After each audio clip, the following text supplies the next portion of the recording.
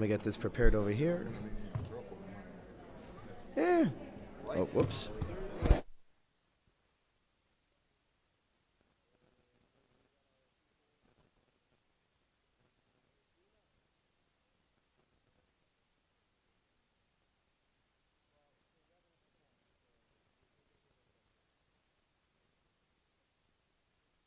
Okay.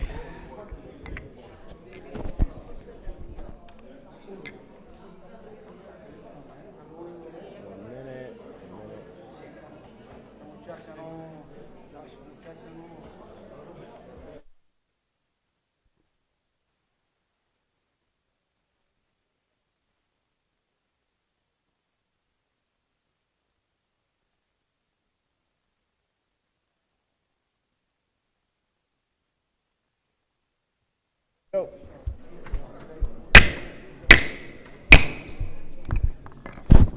We're ready. Ladies and gentlemen, it is now 6 o'clock. I'm calling the special call meeting of the Miami Lakes Town Council to order. The time is 6 o'clock, and Madam Clerk, please call the roll before we actually all stand. Good evening. Council Member Garcia. Present. Council Member Hertzberg. Present. Council Member Sanchez. Present. Council Member Fernandez. Council Member Cuadra Garcia. Vice Mayor Morera. Present. Mayor Diegues. Here. Mayor, you have quorum. Excellent. Everyone, please rise for the Pledge of Allegiance led by Alex Sanchez, our council member.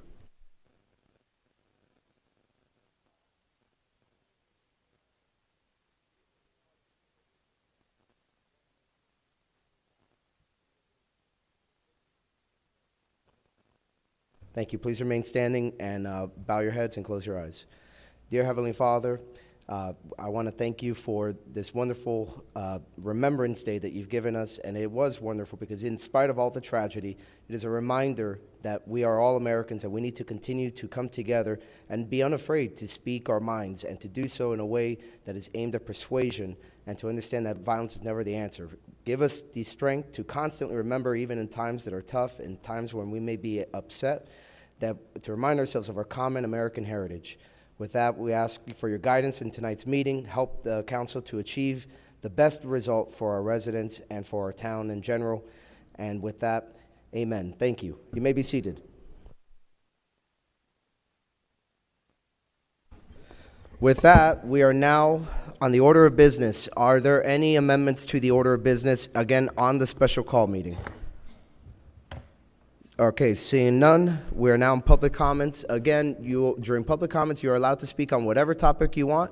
Just know that I will be affording an additional opportunity for public comments when we begin the budget hearing itself. So if you want to use 3 minutes now and 3 minutes later, feel free. But just wanted to throw that out there. Madam Clerk, please read the rules. Yes, good evening and welcome to the special call. If you want to participate in public comments, as I always state, please just approach the podium, name your name and address for the record, and we will start timing you. And please always, I always ask is from the attending public, everything will be directed to the mayor. Any questions in a courteous tone, and to ensure the orderly conduct and efficiency of this meeting, public comments shall be limited to 3 minutes. And again, I also welcome the remote public comments. I see some participants online. Please give us some time so that we can please first attend the attending public, but then we will call you, okay? Thank you. Thank you, Madam Clerk. Welcome. Go ahead. Okay. With that, whoever wants to speak first, there we go. Welcome, Bonnie. Bonnie Cintrone, 14770 Lewis Road. Good evening, council and town manager and staff. It's been a sad and sobering 2 days for all of us, but there is a job to be done, and I appreciate your continued efforts to do right for our town residents. I commend you for the diligence you have shown so far. You all have worked hard at trying to find ways to economize. My first comment this evening is just to say that I heartily oppose doubling that franchise fee for FP&L. Even if you think it would not increase our monthly payments by much, Every little bit of increase is adding to the overall burden of we, the taxpayers. So please don't increase the franchise. Thank you.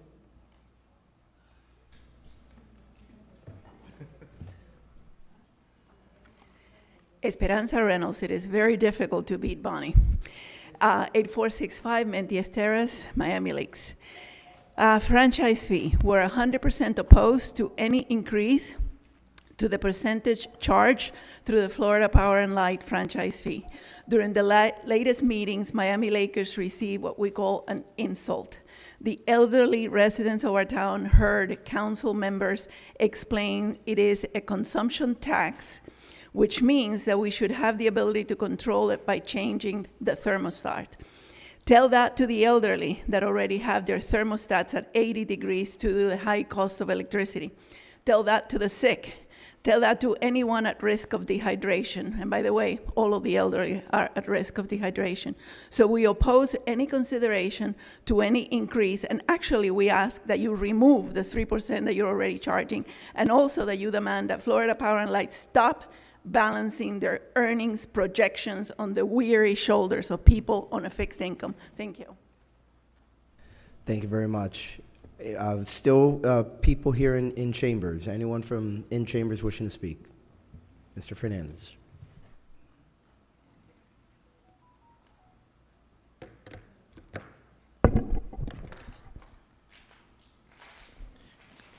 Good evening, Town Council, Mr. Mayor, Town Attorney, Mr. Manager, Madam Clerk. Thank you for allowing me to speak here before you on this item. Today, as you know, September 11th was the day that the chief and I commemorate 343 firefighters that did their normal job every single day, as the chief did, as I did, running into a building, going to an unknown situation, putting the public before our own self. That's what I ask you to do here tonight. I'm not asking you to do the ultimate sacrifice as my brothers did, but I'm asking you to put the public before. So with that, I will make some comments if I could go to my notes. I stand before you here on September 11th as a concerned resident to oppose the proposed doubling of our franchise fee from 3% to 6%. The burden on our community, this 100% increase will be devastating for working families, seniors, as you've heard, on fixed income who already are struggling. In today's economy, where grocery bills, housing cost, everyday essentials, as you saw, inflation continues to tick up, 2.9%. In 6 months, we are going the wrong way, not the right way. Our elderly neighbors who built this community should not have to choose between keeping their lights on or buying medications. The fiscal responsibility starts with you. Before asking residents to pay more, this council must demonstrate fiscal discipline. Every line item in your budget, as mentioned before, deserves scrutiny, including administrative cost, employee compensation, and by the way, I am forgiving the town staff a COLA. I don't agree with the numbers that were put, but I will speak in the second part on that. But I do believe they need to keep up with inflation. That's the right thing to do. I urge you to conduct a comprehensive spending review, but here we are on the 11th hour. Don't know if that can be done. Identify operational efficiencies. Explore alternative revenue sources that don't burden us. What is our commitment? The residents of Miami Lakes are watching this decision closely. We elected you to be the stewards of our tax dollars, not to balance the budgets on our backs and on your backs also as residents of this town. And as stewards, I want to remind you that your runway is short. Times are tough. You're a brand new council. I welcome them, and I've told you I respect you all much greater than I did the previous council, not including you. You were on the good side. But I'm glad that that Game of Thrones is over. And a lot of damage was done. We're in this predicament now from taxes, from kicking that ball down the road for so many years just for political expediency to run for another office. So I asked you, and I want you to understand what numbers. Thank you, sir. Thank you very much. Yes, sir. Mr. So Mayor. therefore, I oppose the increase. Understood. Thank you. This is the public's time, but what is your question? Can we extend some time to the public to, if they go over? That is within the council's discretion. At the same time, however, we have a very long night ahead of us, so I would just ask you to be cognizant of that. And again, they're going to have another opportunity as soon as we finish this meeting to speak for 3 minutes. Come on down, Miriam.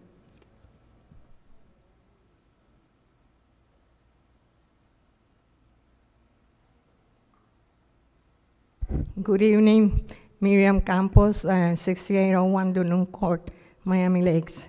I'm here to support all my neighbors and friends that we don't really need more taxes and the increase in the taxes. So I hope you all think that, not everybody that lives in Miami Lake has money and can pay everything. So I really appreciate whatever you can do for us. And today is a sad day for us, September 11th, so I really appreciate all of you having us here. Thank you. Thank you very much. Next speaker in chambers. Okay, seeing no more speakers in chambers, Madam Clerk, are there any speakers online? Yes, there is, and I'm going to call them as I see. A participant, Mr. Albert Aguiar. We see you. Welcome to the meeting. Please Thank just you. Good unmute evening. yourself. We hear you. Welcome, sir.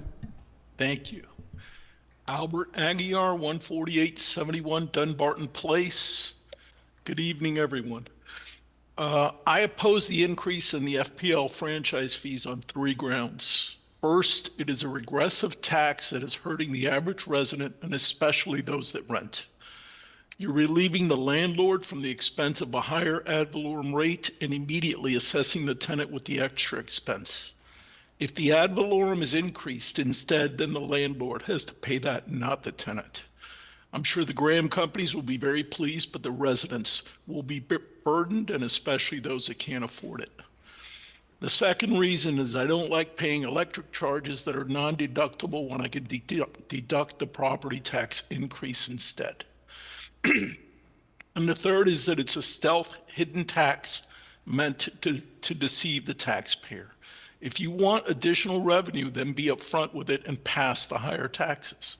Residents can then determine whether you deserve their vote the next election. Thank you.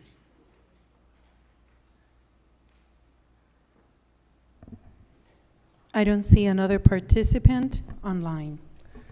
Okay, with that, being that I saw a few more people walk into chambers while we were hearing from Mr. Aguiar, is there anyone else here in chambers that would like to take their 3 minutes to speak?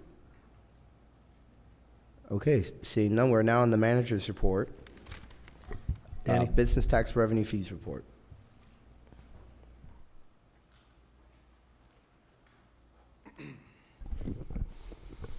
Good evening, Mayor and Council. Here before you, based on the new business item from Councilman Garcia from the August meeting, where you guys wanted to see an analysis of the business tax receipts that we've collected over the years. So what you have before you here is a report of fees that we've collected over the last 15 years.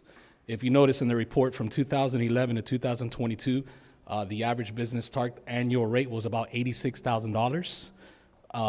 Then in 2021, then Councilman Dieguez had a new business item for convenient business licensing to essentially leverage technology to try to increase that number. And that same year, we also had the building ad hoc committee and the recommendations, and we all know what happened with that. And we started focusing, there was a reorganization in the department, and we started focusing on leveraging the technology.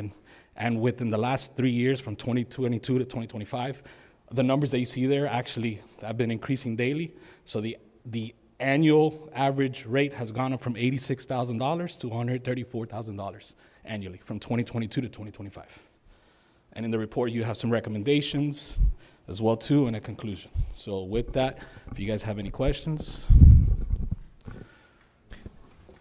Councilman Sanchez, and then just to get an order going, then Councilman Garcia. So Councilman Sanchez and Councilman Garcia.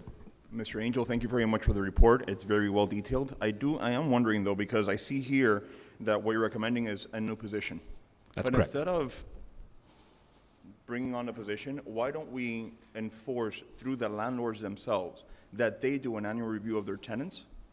And if one of them is out of compliance, they let us know. Or if we find out one of their tenants is out of compliance, we hold the landlord accountable. That will require code enforcement action. Right, but it's a lot less landlords than there are tenants. In one landlord, you might have 10 So, tenants. so that is something that you guys could, if it's the will of the council, look at the ordinance Yeah. and make it a requirement that instead of, I will tell you that the business tax receipt is a statutory delegation of authority that we've inherited as a municipal code. But if it's something that the will of the council that you guys want to make the owners of the properties, keep in mind that we have commercial properties that have about 30, 50 units in them as well too. So I mean, it's at the will of the council that they want to make that an actual amendment to the code to make the owner of the property liable for this requirement, then by all means, we will enforce it, but it still will require an enforcement action by the town. Okay, thank you. Councilman Garcia. Thank you, Mr. Mayor. Thank you very much for this report and the expedience of, I see, so we average 86,000 for over 10 years, right? Correct. And then due to efficiencies that you found, you're able to almost double that. That's correct. Okay. And you're able to, and we still be able to add to the technology fund. We have close Well, to. keep in mind, and I want to remind this council, and that's a great question, that the business tax receipt collection is not a function of the building department. Keep in mind, with the reorganization of our department, we have building, I oversee building, zoning, and code enforcement. So this activity is not something that goes in and out of the building fund. This goes back into the general fund. Goes And back. it's done by folks that are not part of building staff. Yeah. I guess what the point I'm trying to make is we've doubled our collections, right? But 10 years, for the prior 10 years, we lived with the 86,000 that we were collecting. So I think there's a possibility here of cutting that tax to at least by 50%.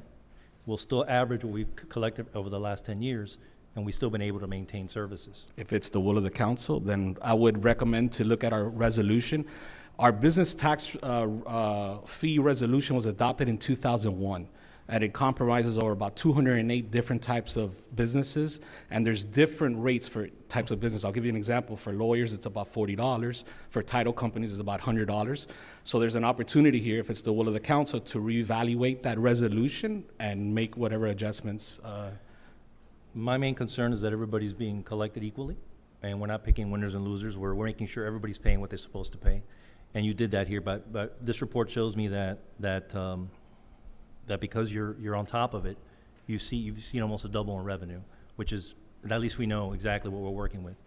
And due to prior numbers, I'm looking at, I mean, honestly, the prior numbers were almost half as less. I think there's room for opportunity to cut that tax at least 50%, just to, and continue to have the same revenue coming in that we've averaged the last 11 years. If it's the will of the council, then we will implement and enforce accordingly. All right, thank you. I'm going to take a moment to go to the town manager. So in our discussions, when you were discussing your position, because again, every resident here has at one point or another spoken to one of us about what they feel is the greater need for more code enforcement. So that's something that we cannot, in my opinion, forego. Not to mention to Councilman Garcia's prior point, which was that we actually need to make sure that every business, like you said, we're not picking winners and losers, that we're making sure they're all paying into the pot equally, right? But to do that, you told us already on at least 2 occasions that you need this additional officer, correct? That's correct. Okay.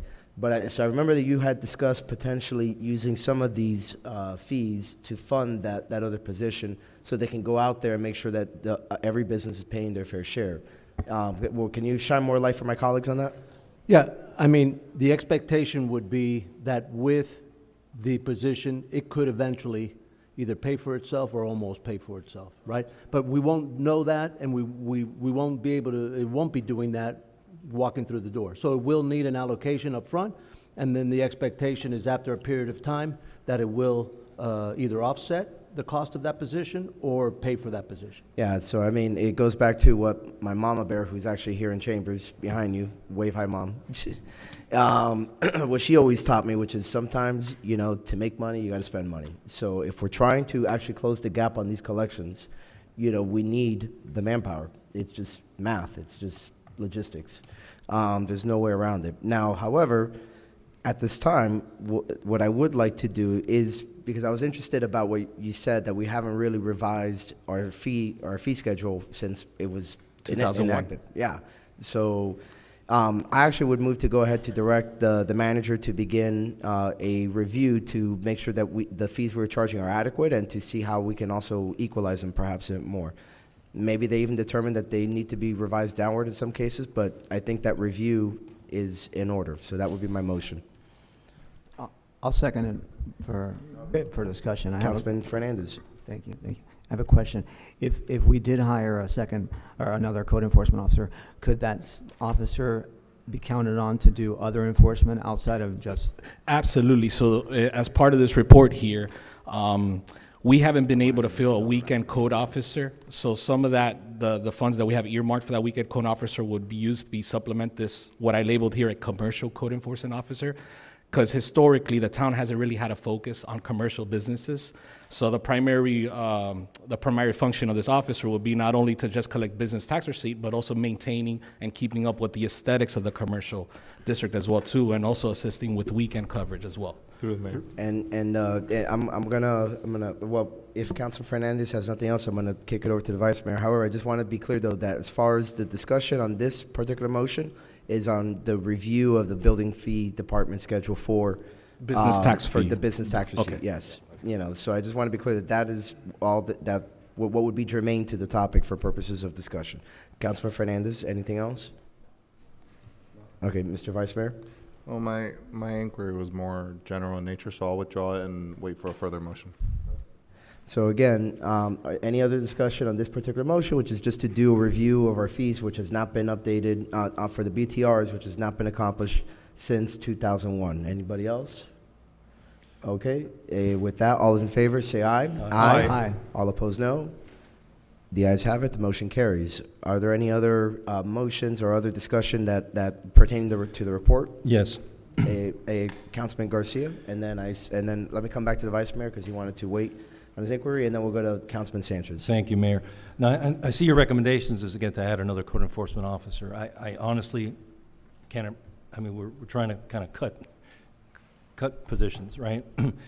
We have $1 million, as I mentioned, in that fund, right? As a reminder, Can I Councilman, use that for, can I use that for technology? I will that can defer- help with this, I will defer that question to legal. I will tell you that the Florida statute is very clear on what can and cannot be used with those funds. I would refer you to 553, Section 79 and 80.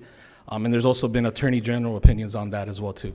So as a staff, it's not my recommendation to utilize that fund, but I will defer that to legal. Through the chair to the town attorney. Go ahead. Is it our position, or we made a position that is an absolute, and we cannot touch these funds to help us in any other way to help with technology to help us make sure that we're collecting these funds in a fair way and not have to hire another person? So the building fund has to stay within building. Things that can be used are upgrading their building technology, building software. You can somewhat charge maybe a lease for the space of the building department, building inspectors. You just have to make sure that they're actually focusing on the building code, not on our code. So if it's for a building inspection and they're looking to make sure that the building complies with building code, you can use it for those fees. But it's very, very narrow what building funds and monies that are received from building permits can be used for. The statute is very explicit. It's got to be for building department functions, building, the quality, checking. Even if they a little overlay- louder. I'm sorry. It's, the statute's very explicit. It's very, very specific. Even if there's something that overlays with code compliance or needs a code compliance aspect of it to touch the process? Not really, no. No? I mean, not really. Yeah, I wish. That's frustrating. I wish, but. Well, I can't see us in this environment right now just hiring somebody else. I just don't think that's a appropriate time to be hiring another employee right now. Vice Mayor? Is there anything stopping us from taking this matter up during the budget discussion? I don't, but when we when we get to the budget hearing, yeah, I mean, they kind of go hand in glove. But again, like, we're here on the topic, so, you know, obviously, we're a deliberative body. If somebody wants to discuss it now, they're free to do so. But yeah, it could in theory wait until we get to the budget hearing. Do we also have an estimate of how much that contract officer is gonna cost? Not at the moment. It would be whatever the regular rate is now for a code enforcement officer. Okay.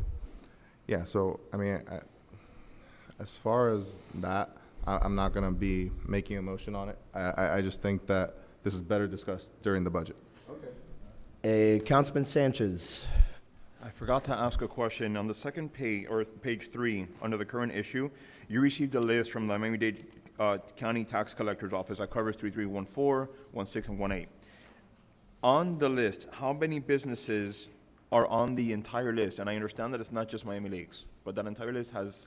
That entire list, when we downloaded it, was about 5,000 businesses that shared those 3 zip codes. Okay, how deep into the 5,000 are you right now that you've cleared out that are not Miami Lakes? 0. We're currently in renewal season, and as of August 28th, we've collected over $35,000 in business tax receipts because they're coming in daily. Okay. My goal is after renewal season is to take a deep dive there. I will tell you that it is a very tedious process because essentially, again, it's going to take a human resource to go in there one by one, not only what's on that list, but we have to confirm based on our code that their physical address is listed here. I think Councilman Herzberg at the time last month, he says that he even has to pay an LBT with the county just because he's an attorney, but he wouldn't be charged here because his business office isn't here. Right. So those are the little intricacies that we would have to dive into and provide that accurate number at that point. Okay, and by when do you think that you'll have the entire list? By Q1 of next year? Yeah, by October, November, should have it. October, November? Yeah. Thank you. Okay, anyone else on this before we move on to the next item? Just one Councilman thing. Herzberg. Thank you. From Councilman Garcia, we did discuss briefly, and I don't know if the legal looked into it, the specific code enforcement aspect of building. Is it your opinion that is that iffy or that's a straight no? Because our code enforcement department does enforce the building code. So I can speak to that, and then I'll let the attorney speak into that. So there is a misconception with the term code enforcement. In the industry, building code enforcement, the way it's regulated is once a permit is submitted, the way that it's enforced, it's through the review process, through the inspection process, through the stop work order process, through the unsafe structure process that's delegated through the county authority under BORA and under the state delegation. Code enforcement, as we know it, is administrative procedural code enforcement where we provide due process, and we usually get folks for work without permit. So it's to get them into that. So that is the differential between building code enforcement and code enforcement. Then you're saying work without permit is not enforcing the building code, so it doesn't apply. That's Correct. Good enough answer for me. We actually enforce the Miami-Dade County ordinance and not the Florida Building Code when it comes to that. Okay, anyone else? Okay, with that, we are now on item 8A, ordinance suspending the FPL surplus ordinance for fiscal year 2025, 2026. Mayor? Mr. Attorney, do You got to read the ordinance. Yeah.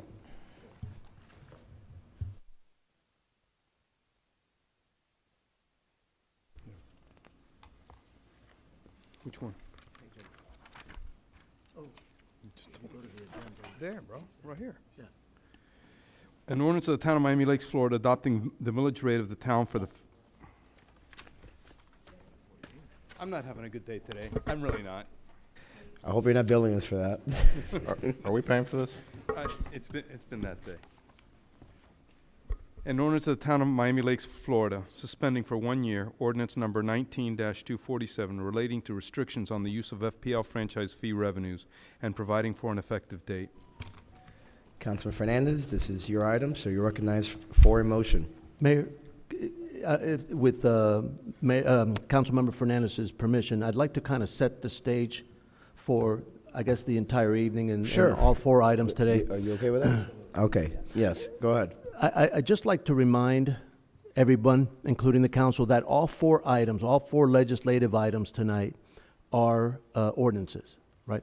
So whatever is passed tonight, you'll see it again 2 weeks from tonight, and you'll have an opportunity to make any adjustments, make any changes, raise numbers, reduce numbers, what have you. The heavy lifting in tonight is going to be done on the fourth item. And some of this is done by statute, that we have to address one thing before another and so forth. So, but the heavy lifting, the greatest amount of conversation, discussion, debate, and votes are going to take place with the fourth item, which is the budget item. And I know we're talking about the next meeting, but what I would like to recommend to the council is to do two things. Actually, one thing, which is applies to both the FP&L ordinance item and the setting of the millage. What I would recommend is, in order to get to the budget and be able to do the big conversation, the big debate, and make decisions that will affect the other two items, my recommendation is that the council on first reading tonight adopt the FP&L franchise fee at the proposed 6%, and then in the next meeting is adopt the proposed millage rate at the 2.2459, and then when you get into the budget item, any amendments that are made to modify the budget, whether up or down, then when we bring it back in second reading, we already know what revenue-wise, franchise and millage, you need to make adjustments to. And then we can bring it back, and then the amendments can be made on second reading, and then you can decide how the, any cuts are going to be distributed between changes to FP&L franchise and setting of the millage rate. So with that, Councilman Fernandez. And the same holds true to this ordinance, because this ordinance, regardless of what you do, you can actually, if you don't want to do it two weeks from now, you could actually pass it tonight and then not pass it in second reading, and it would go away. And Correct. It's first reading. Right. Yeah. Okay. So with that, Councilman Fernandez, you're recognized for a motion. Thank you. So, as we looked at it in the past, since we're going to be opining on or voting on whether or not we're going to add the additional 3% to our franchise fee, we wanted to keep in mind that, of course, the additional funds would be going into this surplus with the infrastructure surplus. So, with the motion that I originally had, it would be generating the 1.125 million if we did adopt the 3%, but we would ask that the portion of the surplus, anything in addition to 1.25 would be used for general funds. So. Second. Thank you. It's been moved and seconded. Discussion. Vice Mayor Morera, you want to kick off discussion as the one who seconded the item? Sure, I'll keep it brief. I do think that given the condition of our budget, it makes sense to free up the excess funds for general fund use. This in no way reflects on item 8B, but I do agree with item 8A. Thank you. Anyone else? Okay, and just explaining what this particular vote is for everyone here right now. So a while back, I had proposed a limit in terms of the amount of money generated from franchise fees that can go into what's called the general fund, which is a general purpose fund, right? And instead, any amount over over that 1.275 number, that increase would go straight toward new infrastructure projects, tree planting, tree trimming, a sidewalk repairs, road repairs, you name it. Because of the budget position that we find ourselves in tonight, part of the proposal is to temporarily suspend that ordinance, which I had initially intended as a spending restriction, right, to prevent councils from deciding to move the money into other pet projects. But because of the budget picture this year, we are going to need all of that money that gets generated from that fee to make sure we pay for things like police, tree trimming and tree planting, et cetera. So this is not related to the increase. This is simply about making sure that all the money generated from the current 3% fee goes into the general fund, again, to help offset these other costs that are coming in a lot higher, much as the costs that you are seeing at home are coming in a lot higher. So this is not that vote. I just want to be clear on that. So with that, if there's no further discussion, let's go. It's an ordinance, so let's call the roll. Madam Clerk? So item 8A, ordinance in first reading. Councilmember Fernandez. Yes. Councilmember Hertzberg. Yes. Councilmember Sanchez. Yes. Councilmember Garcia. No. Councilmember Quadra Garcia. Can you please explain that one more time to me so I can digest it before I make a motion? May I, Mr. Mayor? Very briefly, guys, we're in the vote. Okay. And this cannot happen. Think of it this way. Somebody gives you a gift card for Olive Garden, you can only use it in Olive Garden. But converting that Olive Garden gift card to a Visa gift card that you can use anywhere. This Within the is budget. not about the franchise fee increase, if that's your main concern. This is simply about making sure that all the monies generated under the current fee is able to be applied for the general fund. That's all it is. Unrestricting it. Because I don't understand it, I'm going to vote no. Okay, fair. Vice Mayor Morera. Yes. Mayor Diegues. Yes. The ordinance in first reading, item 8A, passes. Excellent. Take up 8B, Mr. Attorney. An ordinance granting to Florida Power and Light and Company, its successors and assigns, an electric franchise imposing provisions and conditions relating thereto, providing for monthly payments to the town of Miami Lakes, Florida, and providing for an effective date. Councilman Fernandez, again, this is your item, so you're recognized to make a motion. As we're well aware, the revenues from what we expect to collect are going to be short. I'm not going to go into rehash the details, but I think that this is one way that we can collect the shortage. It is an option. I think that it's going to affect some residents. What I'll ask this council is that we cannot make decisions based on the affordability of everybody. In other words, are we going to cut services to allow for every single resident to be mindful?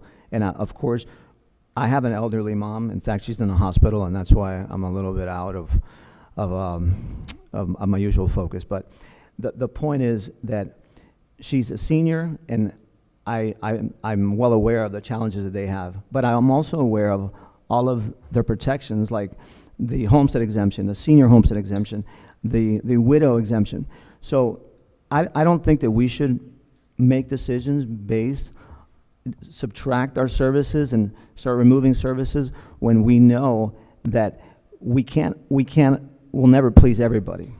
So I think that this is one option that we have to be able to generate some funds that I believe are going to be short. Point of order. Mr. Vice Mayor, what is your point of order? I move to table the matter indefinitely. Okay, so with that, is there a second on that motion? I'll second. All right, and with these matters, there's no discussion. There's only the vote on the matter of tabling. So with that, Madam Clerk, please call the roll. Ordinance in first reading, item 8B. Councilmember Garcia. Yes. Councilmember Hertzberg. No. Councilmember Sanchez. Yes. Councilmember Quadra Garcia. Again, because I didn't understand it, I'm going to go ahead and just tell you pretty much what I motion. If it's about raising the franchise fee? No, hold on. No? Right now, this is the motion to table, which is simply to discard it. In other words, not discuss it any further. That would be the easiest way to put it. That's a positive on me.